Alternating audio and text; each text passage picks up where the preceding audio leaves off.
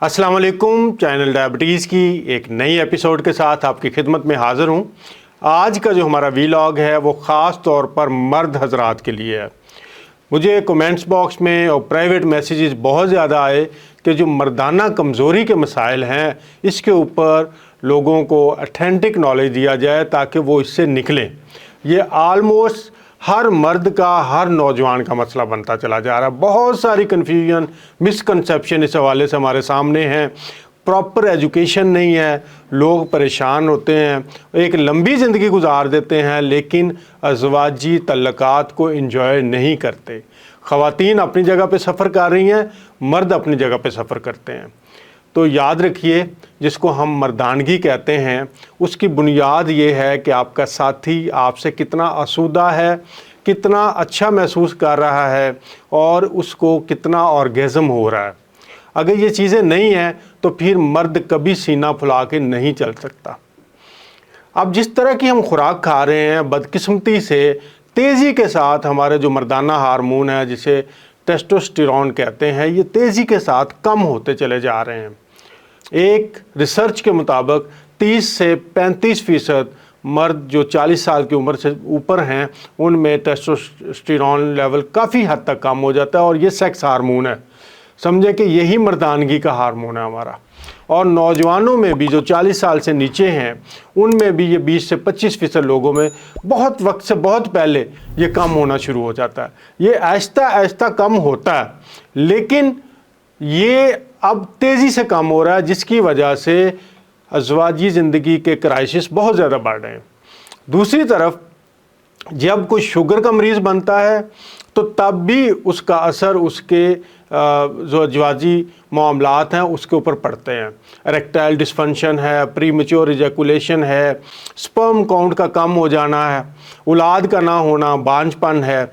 ये सारे मामलात आपके लाइफस्टाइल के साथ और ख़ुराक के साथ जुड़े हुए हैं। हम आज के व्लॉग में इनको थोड़ा सा डिटेल से और इनके तमाम एस्पेक्ट को डिस्कस करेंगे ताकि आप अपनी ज़िंदगी को, अपने पार्टनर को आसूदा रख सकें और आपकी ज़िंदगी में खुशियाँ भरी रहें। सबसे पहला जो मसला है ना मर्द हज़रात के साथ, बच्चों के साथ, वो मेरे साथ भी हुआ, आपके साथ भी है, हमारे बच्चों के साथ भी हो रहा है कि मर्दों को सेक्सुअल एजुकेशन का कोई काबिल एतमाद ज़रिया नहीं मिलता। बच्चियों को उनकी माएँ गायनी के मसले होते हैं तो डॉक्टर भी उनको समझा रहे होते हैं और उनके घर में जो बड़ी आंटियां हैं वो उनको गाइड कर देती हैं। लेकिन बच्चों के मामलात में ना बाप उन्हें गाइड कर रहा होता है, ना उन्हें कोई स्कूल से समझ आ रही होती है, तो वो बेचारे जो भी मालूमात है वो ऐसे ज़राए से ले रहे होते हैं जो उन्हें मज़ीद बर्बाद करते हैं। उसके बाद हमारी दीवारों के ऊपर लिखे हुए इश्तहार हैं जिसके ऊपर हकीम हजरात हैं, अताई हजरात हैं, लोगों के जज्बात से खेलने वाले लोग हैं, आपकी वेबसाइट्स हैं, पोर्नोग्राफी है।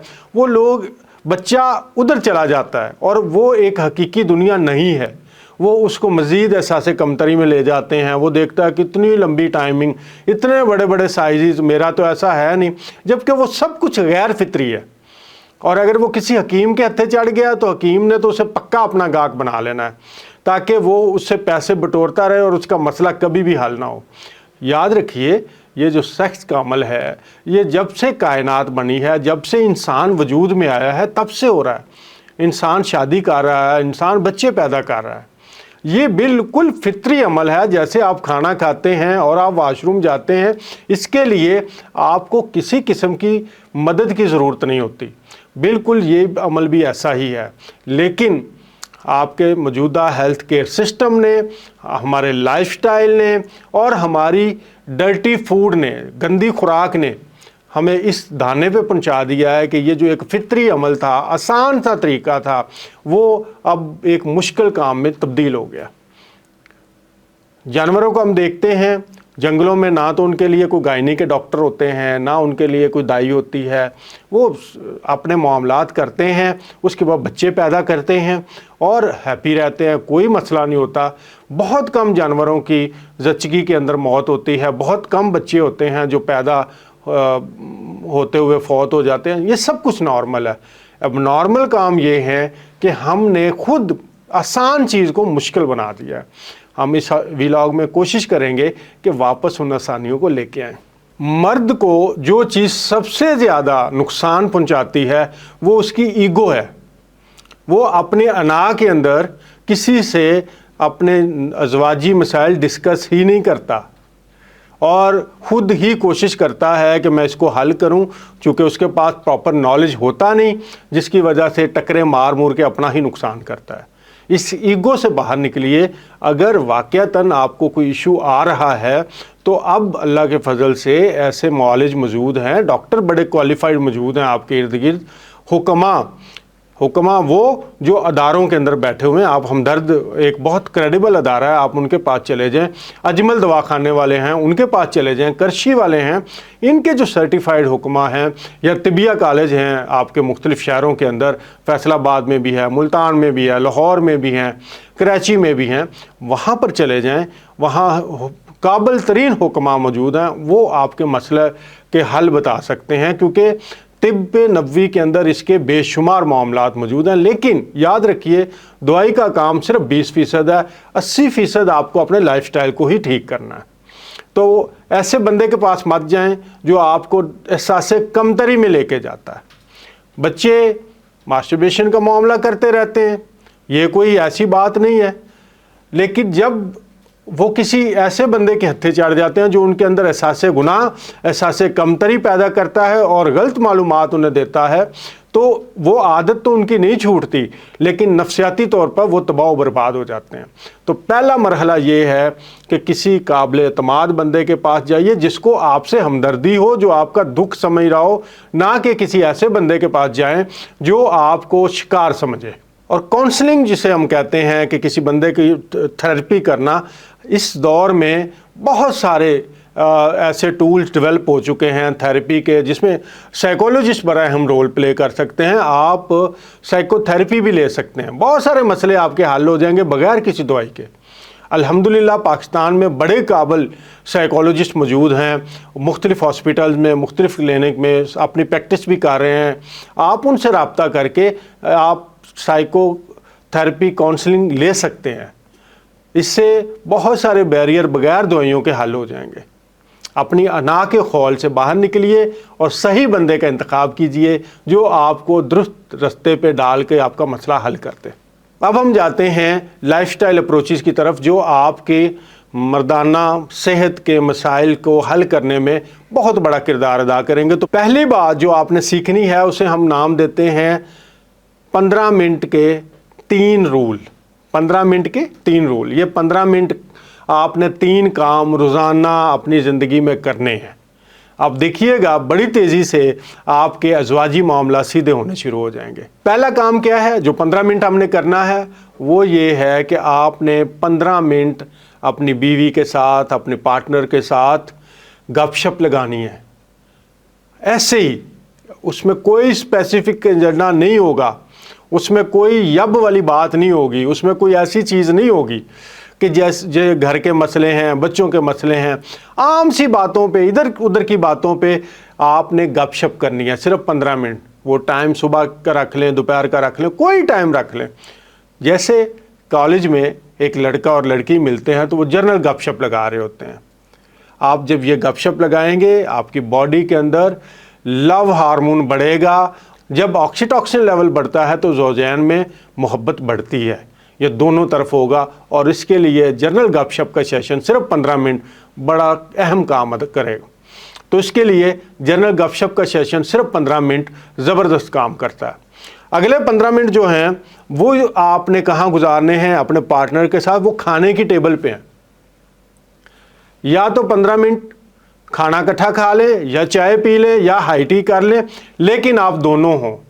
बच्चे नहीं होने चाहिए उसमें, बड़े नहीं होने चाहिए, सास ससुर वालदैन नहीं होने चाहिए, आप दोनों बैठे हों, इकट्ठा खाना खाएं और गपशप लगाएं। जब बच्चे होते हैं तो माँ की तवज्जो उस तरफ होती है, बाप की तवज्जो किसी और तरफ होती है। मोबाइल फ़ोन नहीं होना चाहिए, टीवी नहीं देखना आपने। 15 मिनट आपने मिल के खाना खाना है, एक दूसरे के साथ हल्की फुल्की गपशप करें, खाने को एंजॉय करें। तीसरा रूल, 15 मिनट आपने इकट्ठे वॉक करने हैं। दोनों मियाँ बीवी ने वॉक करनी है या लॉन्ग ड्राइव पे चले जाएं। गाड़ी निकालें, थोड़ा सा चक्कर लगाएं, मोटरसाइकिल पे थोड़ा सा चक्कर लगाएं और आपस में गपशप करें। ये काम आपने रोज़ाना करने हैं। या वॉक कर लें, 15 मिनट वॉक या लॉन्ग ड्राइव गाड़ी पे या मोटरसाइकिल पे 15 मिनट आपने गुजारने हैं। एक खाना कम से कम इकट्ठा ज़रूर खाएं या चाय इकट्ठी पिएं और 15 मिनट कॉन्शियसली अपनी ज़िंदगी के निकालें कि ये मैंने गपशप करनी है और उसमें कोई स्ट्रेस वाली बात नहीं करनी। आप इसको शुरू कीजिए, इसके शानदार रिजल्ट्स आपको हैरान कर देंगे। एक बहुत बड़ा मसला ये होता है कि ये जो सेक्सुअल परफॉर्मेंस है, इसके हवाले से हम एक दूसरे को समझते नहीं। तो अपनी पार्टनर से ज़रूर सीखें और उसे कम्युनिकेट करें कि क्या वो इन चीज़ों को, इन पोजीशंस को एंजॉय कर रही है या नहीं। बाज़ औक़ात एक लंबा अरसा ज़िंदगी का गुजर जाता है लेकिन दोनों पार्टनर एक दूसरे से सेटिस्फाइड नहीं होते, इवन बच्चे भी पैदा हो जाते हैं। तो बच्चे का पैदा होना इस बात की दलील नहीं है कि इनके अज़वाजी ज़िंदगी के अंदर मसाइल नहीं हैं। इसका बेहतरीन हल ये है कि आप अपने पार्टनर से पूछें कि वो आपकी किन चीज़ों को लाइक कर रही है, किन को एंजॉय कर रही है और किन को डिसलाइक कर रही है। अगर ज़िंदगी लाइकिंग के अंदर होगी तो उस ज़्यादा स्ट्रेंथ होगी, ज़्यादा आपका बॉन्ड अच्छा बनेगा और आपकी ज़िंदगी ज़्यादा खूबसूरत हो जाएगी। अभी तक आपने कोई मेडिसिन नहीं खानी, पहले आपने लाइफस्टाइल वाले मामले जो हैं वो सीधे करने हैं। तो जो पहले मैंने 3 रूल आपको 15 मिनट वाले बताए उसे इम्प्लीमेंट करें और उसके बाद आप इस चीज़ के ऊपर गौर करें कि किस चीज़ से आपका पार्टनर खुश हो रहा है, किस चीज़ से उसके चेहरे के तासुरात अच्छे नहीं हैं। उन चीज़ों को अवॉइड करें। फिर एक और मिथ है लोगों के दरमियान कि पता नहीं लंबे लंबे टाइमिंग, कोई आधा घंटा 40 मिनट। नो, 5 मिनट भी हैं, 7 मिनट भी हैं, लेकिन वो प्रॉपर हैं तो आपके दोनों पार्टनर के सेटिस्फाइड होने के लिए काफ़ी है। उसको अच्छे तरीके से अंजाम देना जिससे दोनों इंजॉय करें, ये इम्पॉर्टेंट है, ना कि एक लंबा टाइम है जिससे दूसरा पार्टनर आपका हर्ट हो रहा है, उसको पेन हो रही है, कोई और मसाइल हो रहे हैं, आपने कोई ऐसी गोली खा ली है जो उसको नुकसान दे रही है। तो इसमें कोई मर्दानगी नहीं है। ये ऐसा अमल है जिसमें दोनों ने मिलकर परफॉर्म करना होता है और दोनों को ही एंजॉय करना है। और इस काम के लिए सबसे ज़्यादा चीज़ जो आपकी पार्टनर के लिए नागवार होती है वो आपका साफ़ सुथरा ना होना। तो पर्सनल हाइजीन का ख्याल रखना, मुंह से स्मेल ना आ रही हो, बगलों से स्मेल ना आ रही हो, पाँव से स्मेल ना आ रही हो, कपड़े साफ़ सुथरे हों। तो आपने नहा धो के अच्छा परफ्यूम लगा के अपने मुंह की सफाई करें। आपके नाक से बाल नज़र आ रहे हैं या कोई आपने ऐसा परफ्यूम लगा लिया है जो उसके सर को चढ़ रहा है, जो इतना तेज़ है कि उस बेचारी के सर दर्द होना शुरू हो गया है, तो वो उससे बचने की कोशिश करेगी, ना कि इस अमल को एंजॉय करेगी, और वो कोशिश करेगी कि इसको जल्दी से ख़त्म किया जाए। तो पर्सनल हाइजीन ख़वातीन को अपनी जगह पे करनी है। चूँकि मेरे मुखातब इस वक्त मर्द हज़रात हैं तो उनका ये भी बड़ा इशू है कि बाज़ औक़ात ख़वातीन काउंसलिंग के लिए आती हैं तो वो बताती हैं कि बंदा जो है वो नहाता ही नहीं है, उसकी बगलों से स्मेल आती है, उसके जिस्म पे उसने ज़ेरे नाफ बाल नहीं साफ़ करता, अपने आर्म पिट्स की सफाई नहीं करता। तो ये वो एलिमेंट हैं जो आपकी अज़वाजी ज़िंदगी को तबाह करके रख देते हैं। तो साफ़ सुथरा होना बहुत ज़्यादा इम्पॉर्टेंट रखता है इस सारे मामले को स्मूथ चलाने में। अब जो बड़े बड़े मसाइल हैं जिसके ऊपर लोग परेशान हैं वो 3-4 ही हैं, इसमें ज़्यादा नहीं है। एक तो मैंने आपको बताया कि इरेक्टाइल डिस्फंक्शन का इशू है कि प्रॉपर सख्ती नहीं आती नफ्स के अंदर, और जब तक मर्द के नफ्स के अंदर सख्ती नहीं आएगी वो ये परफॉर्म ही नहीं कर सकता। फ़ीमेल को कुछ भी नहीं करना पड़ता, उसको कोई ख़ास तैयारी नहीं करनी पड़ती, लेकिन मर्द को ज़हनी तौर पे भी तैयार होना है, जिस्मानी तौर पे भी तैयार होना है। और जब तक वो जिस्मानी तौर पे तैयार नहीं होगा, वो सख्ती नहीं होगी, वो ये काम कर ही नहीं सकता। अब हो ये रहा है कि 25-30% लोगों में ये आम बात है कि वो इरेक्टाइल डिस्फंक्शन का शिकार हो जाते हैं, इरेक्शन नहीं होती। और नौजवानों में भी हमने देखा है कि वो 30% नौजवान ऐसे हैं जो वक्त से पहले, जिसे प्री मैच्योर इजैकुलेशन कहते हैं अंग्रेज़ी में, या सूरत अंजाल कहते हैं, वो वक्त से पहले फारग हो जाते हैं। अभी उनका साथी उस स्टेज पे नहीं आया, उसको फरागत नहीं हुई, वो फारग हो जाते हैं। और जिससे जहाँ पे आपका साथी नाआसूदा रहता है, उसकी ज़िंदगी वो तलख सा तजुर्बा हो जाता है, वहीं पर मर्द जो है वो फील करता है कि मेरे अंदर मर्दाना ताकत की कमी हो गई है, या वो शर्मिंदा होता है अपने साथी से। और इस शर्मिंदगी को वो लोग और बढ़ा देते हैं जो उसे समझा रहे होते हैं कि तू तो बस गया। और फिर वो जब आजकल के उस हर बंदे के हाथ में टूल्स हैं, जब वो पोर्नोग्राफी और इस तरह की चीज़ों में जाता है, वो मज़ीद एहसास कमतरी का शिकार होता चला जाता है। तो ये एक नॉर्मल सी बात है, पूरी दुनिया में ये मसला मर्दों के साथ है। वजह उसकी फूड है, आगे उसका मैं आपको हल बताऊंगा। दूसरा, प्री मैच्योर इजैकुलेशन की हमने बात कर ली। इरेक्टाइल डिस्फंक्शन की नौजवानों को नाइट फॉल हो जाता है, जिसे इहतलाम कहते हैं, वो भी इसी वजह से होता है कि उनकी फूड जो है वो सही नहीं है और थोड़ी सी सेंसेशन होती है बॉडी में, तो ये मामला आ जाता है। फिर एक और मसला होता है जिसे डार्ट सिंड्रोम कहते हैं हमारी उर्दू की ज़ुबान में, जरियान, और उसमें लिक्विड डिस्चार्ज होता है पेशाब के साथ, कभी पेशाब से पहले, कभी पेशाब के बाद। और इससे क्या होता है कि आपकी बॉडी से न्यूट्रिशन निकल रहे होते हैं, हार्मोनल इम्बैलेंस हो जाते हैं। आमतौर पर डॉक्टर हज़रात कहते हैं नहीं ये कुछ नहीं है, नाइट फाइल को भी कहते हैं कुछ नहीं है भाई कुछ नहीं है, ये मसला है, ये बता रहा है कि आपकी बॉडी के अंदर डेफिशिएंसी है। तो ये जो चारों मसले हैं जिससे तकरीबन हर नौजवान, हर शादीशुदा बंदा गुजर रहा है, उसके पीछे वजूहात क्या हैं? आप वजूहात जाने बगैर उसको ठीक नहीं कर सकते। तो सबसे पहली वजह जिसको हम कहें कि इरेक्टाइल डिस्फंक्शन का इशू है, वो सख्ती नहीं आ रही, उसकी वजह बनती है आपकी खून की नालियों का मसला। क्या हो रहा है? 95% आपका ये मसला वेस्कुलर है, यानी खून की नालियों का मसला है। इसमें क्या इश्यूज़ हैं कि आपकी पीनस के अंदर, नफ्स के अंदर ब्लड फ्लो नहीं होता, क्योंकि मर्द का जो नफ्स है उसमें सख्ती के लिए कोई हड्डी नहीं है। उसके अंदर जो सख्ती पैदा होती है वो ब्लड के फ़्लो से है। जैसे वो बारीक बारीक खून की नालियाँ हैं जिनके अंदर जब खून जाएगा, भरा जाएगा, तब उसके अंदर सख्ती आएगी। जब आपके उन खून के नालियों के अंदर ब्लॉकेज आ जाएगी तो वहाँ ब्लड फ्लो नहीं हो रहा, खून जा ही नहीं रहा, तो सख्ती कहाँ से आएगी? तो एक तो ये मसला आर्टरियोजेनिक है, यानी कि ब्लॉक सप्लाई जो है खून की वो ब्लॉक है। दूसरा इसको हम कहते हैं वेनस लीकेज। जो वेन्स हैं जो खून को वापस लेके आ रही होती हैं आप के दिल की तरफ, उनके अंदर लीकेज आ जाती है। जब लीकेज आती है तो वहाँ से खून निकलता है बाहर, और नतीजा उसके ये होता है कि वो जो सख्ती बरकरार रखनी है, पीछे से खून आ रहा है लेकिन आगे से लीक हो रहा है, बारीक लीकेज है, उसकी वजह से वो सख्ती नहीं आ पाती। तो 90% मसला यहाँ पे जुड़ा हुआ है। डायबिटिक का मसला क्यों ऐसा होता है कि शुगर के मरीज़ जब उनका ब्लड शुगर लेवल बढ़ता है तो उनके जहाँ पे दिल की आर्टरीज ब्लॉक हो रही होती हैं उसके अंदर ब्लॉकेज आ रही होती है, जो खून दिमाग को जा रहा है वहाँ ब्लॉकेज आ रही है, पिंडलियों में आ रही है, तो वो जो नफ्स को सप्लाई हो रही है, जो पीनस को सप्लाई हो रही है, वहाँ भी ब्लॉकेज आती है। और ये लिंक होता है कि इस बंदे को हार्ट का मसला हो सकता है। ये दोनों चीज़ें आपस में बड़ी जुड़ी हुई हैं।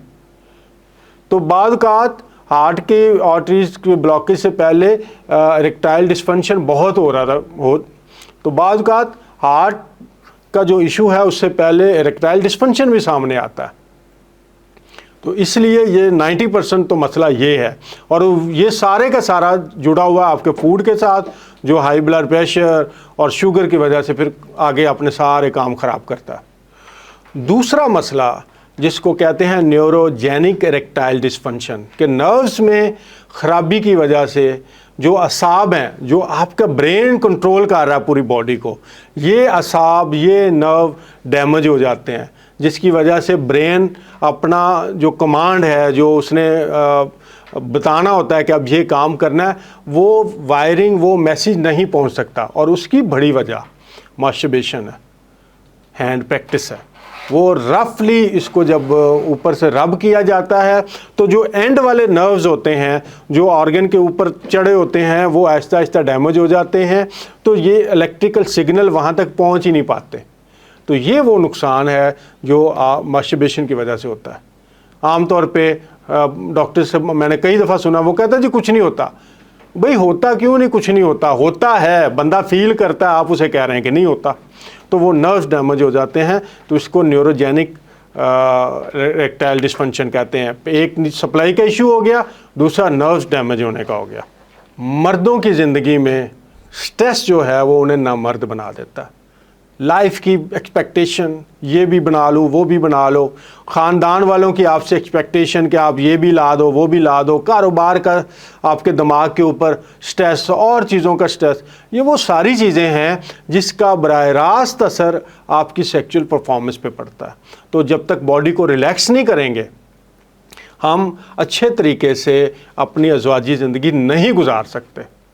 और चौथा मामला क्या है, लैक ऑफ एजुकेशन। सेक्स की एजुकेशन का कोई हमारे पास ज़रिया नहीं है। जो भी इधर उधर से उठता है वो हमारा उस्ताद बन जाता है, वो अपनी बातें सुना रहा है। जिस बंदे ने ज़िंदगी में कुछ नहीं किया उससे आप पूछें, वो भी आपको एक नया हकीम और एक नया काउंसलर मिलेगा सेक्स के मामलात में, जबकि उससे किसी बात का पता नहीं होता। तो पुअर नॉलेज या फिर गलत नॉलेज ये भी हमारी अज़वाजी ज़िंदगी को तबाह व बर्बाद करके रख देता है। तो मैंने आपको जैसे कि पहले बताया था कि सही थेरेपिस्ट के पास जाना है, सही बंदे के पास जाना है। सबसे ज़्यादा अब तबाही किस चीज़ ने मचाई है, वो व्याग्रा ने। अब व्याग्रा जो थी ये बुनियादी तौर पे दिल की बीमारी की दवाई थी। ये दिल को जो खून की सप्लाई है वो ज़्यादा देने के लिए थी, वेन्स को खोलने के लिए था, वेजोडिलेटर था। अब जब आप इसको, ज़ाहिर है जब व्याग्रा खाई जाती है तो पेनिस की खून की नालियाँ खुल जाती हैं, तो उससे वहाँ पे इरेक्शन आती है। तो एक आध दफ़ा तो हो गया तो ठीक है, लेकिन जब आप बार बार इस दवाई को खा रहे हैं इसी काम के लिए, तो फिर इसका जो इफ़ेक्ट है वो हार्ट अटैक है। अच्छा भला बंदा था जी, रात को सोया था, सुबह हार्ट अटैक। उसने व्याग्रा खाई हुई थी। तो ये गोली आपको कुछ सोने में भी रख के दे, ये हकीम तो बड़े बदनाम है ना जी कुश्तों की वजह से, लेकिन ये जो डॉक्टर आपको लिख के दे रहे हैं, ये जो फार्मास्यूटिकल कंपनियां बना के इसी एक ही जेनेरिक वो केमिकल है जिसको मुख्तलिफ नामों से बनाया जा रहा है, ये सारी की सारी तबाही बर्बादी है। सेक्सुअल लाइफ को भी तबाह बर्बाद करती है, प्लस हार्ट अटैक का, सीधा हार्ट अटैक है ये गोली खाना। इसको मज़ीद आपने समझना है तो आप गूगल के ऊपर सर्च करें इसके साइड इफ़ेक्ट की, आप पढ़ पढ़ के थक जाएंगे, वो ख़त्म नहीं होंगे। फिर कुछ लोग स्प्रे इस्तेमाल करते हैं, तला इस्तेमाल करते हैं, जो हकीम हज़रात ने भी बनाए होते हैं कि जी ऊपर आप लगाएं और मालिश करें, और इससे, या कुछ कंडोम ऐसे आते हैं कि जो पहनने से वो कहते हैं जी लंबे टाइम तक मामला चलेगा। वो बेसिकली इंथीजिया है, लोकल इंथीजिया होता है जिससे नमनेस आ जाती है, वो पता ही नहीं चलता कुछ हो रहा है या नहीं हो रहा। तो जो नेचुरल प्रोसेस है उसको आप बाईपास कर देते हैं। ये भी एक इंतहाई ख़तरनाक मामला है। कुछ अर्से के बाद वहाँ पे सेंसिस के जो नर्व्स होते हैं वो ख़त्म ही हो जाते हैं, फिर जो मर्ज़ी लगाते रहें उसका कोई फ़ायदा नहीं होता। तीसरी चीज़ जो तबाही कर रही है वो हकीमों की दवाइयाँ भी हैं, डॉक्टर्स की दवाइयाँ भी हैं। व्याग्रा के अलावा बड़े बड़े क्लेम हैं कि ये खा लें तो घोड़े की तरह सेट हो जाएंगे, ये कर लें तो ये हो जाएगा। वो दवाइयाँ वक्ती तौर पे असर करती हैं, कुश्ता जात असर करते हैं। कोई भी ऐसी दवाई जो आप खाएं और 15 मिनट के बाद आप तैयार हो गए हैं ना, तो समझे गुर्दों को उड़ा के रख देगी, दिल को उड़ा के रख देगी, लिवर को उड़ा के रख देगी। अगर किसी को ये कमज़ोरी है, इरेक्टाइल डिस्फंक्शन है, तो ये फिजियोलॉजी के अंदर मसले हैं, ये आपके खून की नालियों में प्रॉब्लम है। और जब वो खून की नालियों में प्रॉब्लम है तो फिर वो आहिस्ता आहिस्ता रिपेयर होगी। अब देखिए मुझे यहाँ कट लग जाता है, यहाँ से खून निकल रहा है, तो ये पॉसिबल नहीं है कि मैं इसको ऐसे हाथ लगाऊं या कोई ऊपर क्रीम लगाऊं ये ठीक हो जाए। इस ज़ख़म ने अपना टाइम लेना है ठीक होने के लिए, तो आप अपनी बॉडी को क्यों नहीं टाइम देते। तो अब हम इसको कंक्लूड करते हुए देखते हैं कि करना क्या है। तो पहले तो लाइफस्टाइल की चेंजेस आपको बताई थी, जो 15 मिनट वाला रूल था उसको ज़रूर अप्लाई करें, कॉन्फिडेंस बहाल करें, रिलैक्स रहें, कोई ऐसा मसला नहीं है। एक और मसला कुछ लोगों को साइज़ के हवाले से बड़ी गलतफहमी है। याद रखिए, जो पाकिस्तान और इंडिया के हम लोग हैं या साउथ एशिया के लोग हैं, हमारा जो कद काठ है उसके हवाले से 4 से 5 इंच इरेक्शन की हालत में साइज़ नॉर्मल है। और दूसरी बात यह है कि अगर इस साइज़ में आपका पार्टनर सेटिस्फाइड है तो आप क्यों और चीज़ें देख रहे हैं। ये जो पोर्नोग्राफी है इसके अंदर रियल कुछ नहीं होता, ये तो चीज़ों को बनाया जाता है। एक शॉट के लिए पता नहीं कितनी कितनी दफ़ा टेक लिए जाते हैं और फिर उनको मेडिसिन खिलाई होती हैं, फिर स्पेशल लोग पकड़े होते हैं। तो ये रियल नहीं है। इसके साथ अपने आप को कॉपी ना करें कि इतना लंबा टाइम लगाना, इतने बड़े साइज़, ऐसा कुछ नहीं है। अपने आप को बर्बाद करने के अलावा इसमें कुछ भी नहीं है। फिर एक बात बार बार मैं आपको कह रहा हूँ कि जो मास्टरबेशन है, एक्सेसिव मास्टरबेशन है, बहुत ज़्यादा करना है, उसकी वजह से आपके जिस्म से मिनरल ज़ाया होते हैं। कीमती मिनरल जो आपकी बॉडी ने कतरा कतरा करके इकट्ठे किए होते हैं वो ज़ाया होने शुरू हो जाते हैं। इसके साथ साथ आपकी जो बॉडी की सेंसेशन है, नफ्स की सेंसेशन है, वो ख़त्म होनी शुरू हो जाती हैं। इसलिए इसको कोशिश करें कि ना करें। अगर है तो फिर महीने में एक आध दफ़ा से ज़्यादा मैं नहीं इसको कह सकता कि ये नुकसानदेह नहीं। इससे ज़्यादा जितना होगा वो नुकसानदेह होगा और लाजमी तौर पे होगा। मोबाइल आपके हाथों में होते हैं, हर तरह का गंदमंद उस पर आ रहा होता है। तो ये पोर्नोग्राफी जो हमने अभी डिस्कस की, ये रियल नहीं है, इसको मत देखें। इसके बड़े नुकसान हैं। सबसे बढ़ के आपका ब्रेन सिकुड़ जाता है, ब्रेन का साइज छोटा हो रहा है, आपके सोचने समझने की सलाहियत, आपका कॉन्फिडेंस सिर्फ इसको देखने से ज़ाया हो रहा है। और फिर अगला खुद एतमादी के ऊपर हमला होता है कि मैं तो ऐसा कर नहीं सकता, असल तो पता नहीं ये दुनिया है। तो इससे भी अपने आप को बचाएं। अब क्या प्रैक्टिस करनी है जी? हेल्दी प्रैक्टिस मैं रिकमेंड जो करूँगा, पहला सफाई। जब भी आपने बिस्तर पे जाना है तो साफ़ सुथरा होकर जाना है। अपनी जिस्मानी सफाई, अपने जिस्म के वो हिस्से जहाँ से बदबू आ सकती है, मुंह है, कान है, नाक है, इसको साफ़ करके जाएं। प्रॉपर इस्तिंजा करके जाएं, सफाई करके जाएं, पाँव साफ़ धुले हुए होने चाहिए। और वो खुशबू लगाएं जो बेडरूम में लगाने वाली है, हल्की खुशबू हो, साफ़ सुथरे हल्के सूती कपड़े पहने और कमरे का टेम्परेचर मुनासिब हो, बिस्तर की चादर आपकी साफ़ हो। तो ये आपका पहला काम है आगाज़ का। अगर गंदे होंगे, आपका साथी आपसे तंग होगा, तो फिर ये इंजॉयबल काम नहीं हो सकता। और जो अंडर गारमेंट्स हैं, आपके अंडरवियर हम पहनते हैं, ये सूती कपड़े के होने चाहिए, बहुत ज़्यादा टाइट नहीं होने चाहिए। जब हम बहुत ज़्यादा टाइट अंडरवियर पहनते हैं तो ये ब्लड फ्लो को मुतासर करते हैं, जिसकी वजह से इरेक्टाइल डिस्फंक्शन का मसला आता है। तो ये लूज़ पहनने हैं आपने, बिल्कुल चिपके हुए नहीं होने चाहिए। और नायलॉन और इस तरह का कुछ मटेरियल ना हो जिससे रगड़ लगती है और उससे फिर मसाइल जो हैं वो बढ़ते हैं, वहाँ पे रैशेज़ आ जाती हैं। फिर जब आप परफॉर्म कर लें तो परफॉर्मेंस के बाद भी फौरी तौर पे आप वाशरूम जाएं, यूरिन पास करें और अपने जो अज़ा हैं उनको धोएं। और बेहतरीन धोने का और बेहतरीन तरीका यह है कि उन्हें सादा पानी के साथ धोएं, कोई साबुन या कोई ऐसी चीज़ इस्तेमाल ना करें। और जैसे कि मजहबी तौर पे हमें बताया गया कि इसके बाद फौरी तौर पे आप गुस्ल करें। तो जब आप गुस्ल करते हैं तो आपकी बॉडी रिलैक्स कर लेती है, आपकी बॉडी के अंदर जो हार्मोन की एक अरोजल होती है, जो चढ़े हुए होते हैं, वो आप वापस अपनी जगह पे आ जाते हैं। उसके बाद नींद भी आपको बहुत अच्छी आती है। तो कम से कम अगर पानी का है तो आप वाशरूम करें, इस्तिंजा करें और प्रॉपर अपना वज़ू कर लें और फिर सो जाएं। दी बेस्ट ये है कि आप नहाने का बंदोबस्त करके पहले रखें। खुराक के अंदर क्या करना है? खुराक के अंदर वही चीज़ें जो हम बार बार आपको बताते हैं, कार्बोहाइड्रेट, प्रोसेस फूड, ये कोक है, डाइट कोक है, ये बंद हैं, दलिए हैं, इस तरह की चीज़ों से जान नहीं छुड़ाएं। सादा चीज़ों पे आएँ, गोश्त खाएं, बीफ भी खाएं, मटन भी खाएं, और देसी घी और नारियल का तेल और एक्स्ट्रा वर्जिन ऑलिव ऑयल, ये वो चीज़ें हैं जो आप रेगुलर इस्तेमाल करेंगे तो आपकी बॉडी को सुपर फिट बना देंगे।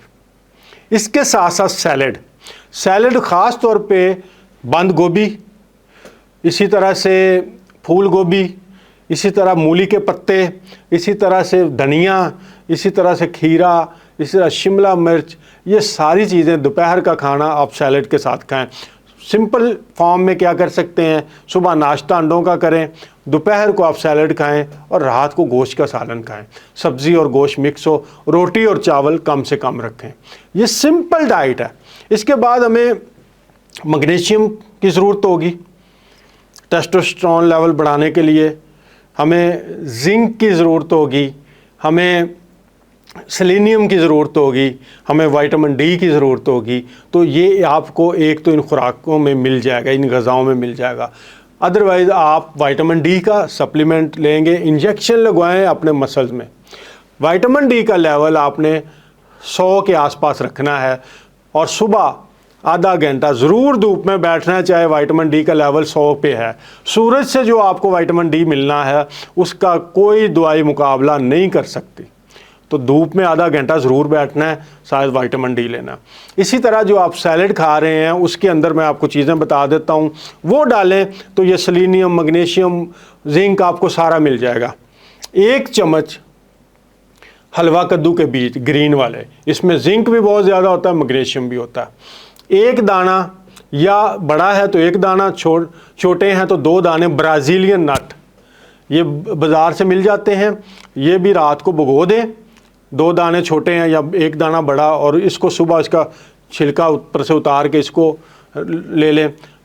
आप 2 दाने अखरोट्स के, 1 चम्मच सूरजमुखी के बीज, 1 चम्मच तिल, सफ़ेद तिल, ये आप लेके, बादाम भी आपने रात को भिगो देने हैं, बादाम 10-12 गिरियाँ बादामों की भी, बादाम, अखरोट और ये ब्राज़ीलियन नट, ये भिगो के इस्तेमाल करने हैं, बाकी चीज़ें वैसे ही। तो जो दोपहर को आपने सैलड खाना है उसके अंदर ये डाल लें। आप देखेंगे कि ये आपकी बॉडी के अंदर जो न्यूट्रिशन की कमी की वजह से इरेक्टाइल डिस्फंक्शन है वो ठीक होना शुरू हो जाएगा। और जब आप गोश्त खा रहे हैं, देसी घी खा रहे हैं और कोकोनट ऑयल खा रहे हैं, तो बॉडी जो अंदर से ज़ख्मी है, ब्लड शुगर लेवल बड़ा होने की वजह से या इंसुलिन रेजिस्टेंस की वजह से, ये जैसे ही नीचे आएगी ये आपको बिल्कुल तंदुरुस्त और तवाना कर देगी। तो खुराक में आपने इन चीज़ों को ही फॉलो करना है, आपको किसी और चीज़ की ज़रूरत नहीं। और इससे सबसे बढ़ के फास्टिंग करना, 16 घंटे की फास्टिंग करें, 1 मील अ डे पे चले जाएं। इससे क्या होगा कि आपका ये जो पेट बढ़ा हुआ है, जिन लोगों का पेट बड़ा होता है, जो मोटे होते हैं, उनका टेस्टोस्टेरोन लेवल उतना ही कम होता है, उतना ही वो कम तरीके से वो परफॉर्म नहीं कर पाते। उसकी वजह ये होती है कि हमारे जिस्म में जो एडिपोज टिश्यू हैं, जो चर्बी वाले टिश्यू हैं, उनके अंदर एक एंजाइम होता है जिसे अरोमाटेज कहते हैं। अरोमाटेज जो है ये आपके जो टेस्टोस्टेरोन लेवल है उसको कम कर देता है और एस्ट्रोजन लेवल को बढ़ा देता है। तो जितना कोई बंदा मोटा होगा, उसका पेट बाहर निकला होगा ख़ास तौर पे, उतना ही उसके जिस्म में टेस्टोस्टेरोन लेवल कम होगा, यानी मर्दाना हार्मोन कम होगा, और उतना ज़्यादा वो इन मसाइल का शिकार होगा। तो जब आप फास्टिंग करेंगे, आप लो कार्ब डाइट पे होंगे, आप ये नट्स और सीड्स ले रहे होंगे, गोश्त खा रहे होंगे, हेल्दी फैट्स ले रहे होंगे, तो फिर आपकी बॉडी में हेल्दी कोलेस्ट्रॉल बढ़ेगा, जिससे टेस्टोस्टेरोन लेवल बढ़ेगा। मर्दाना हार्मोन बनता ही गुड फैट्स से है। जब हम फैट्स नहीं खाते, लो फैट डाइट पे होते हैं, तो फिर बंदा ख़त्म। फिर आप अगर कोलेस्ट्रॉल कम करने वाली दवाई खा रहे हैं तब भी ख़त्म हो जाता है। तो इन फैट्स के खाने से, सैलड खाने से, फास्टिंग करने से आपका कोलेस्ट्रॉल मैनेज रहेगा, गुड कोलेस्ट्रॉल बढ़ेगा, टेस्टोस्टेरोन लेवल बढ़ेगा, और आप देखेंगे कि जो सेक्सुअल हेल्थ के मसले मसाइल हैं ना, ये आपको लगेंगे है ही नहीं। और इनमें सबसे ज़्यादा इफ़ेक्टिव आपका फास्टिंग करना है। अपने आप को रेस्ट दें ताकि अंदर से रिपेयर होना शुरू हो जाए। तो 16 घंटे की फास्टिंग या 1 मील अ डे ज़बरदस्त किस्म की प्रैक्टिस है। और आखिरी बात, नींद पूरी लें। 7 से 9 घंटे की नींद आपको लेनी चाहिए, लेकिन रात के अव्वल पहर की। जब ये पूरी नहीं हो रही तो समझे कुछ भी नहीं हो रहा। और कुछ लोग कहते हैं कि रात को थके हुए होते हैं, फिर होता नहीं, तो वो ये काम सुबह मॉर्निंग में करें। उस वक्त उनका जिस्म फ्रेश होगा, रिलैक्स होगा, स्ट्रेस कम होगा, और वो अच्छे तरीके से परफॉर्म कर लेंगे। ज़रूरी नहीं है कि दफ्तर से आके थके हुए वीकेंड पे एक और थकावट वाला काम करना है। इसको रिलैक्स करें। अगर आप थके हुए हैं तो कभी इस तरफ मत जाएं, आप परफॉर्म नहीं कर सकेंगे। इन बातों पे अमल कीजिए, आपकी ज़िंदगी जन्नत बन जाएगी। आपका कोई भी सवाल हो इस हवाले से ज़रूर कीजिएगा। मैं इंशाअल्लाह ताला पूरी कोशिश करूँगा कि आपको ऑथेंटिक और नॉलेज वाली बात बताऊं, जिससे आपकी ज़िंदगी में आसानी पैदा हो सके। अल्लाह ताला आप सबको अपने हिफ्ज़-ओ-अमान में रखे।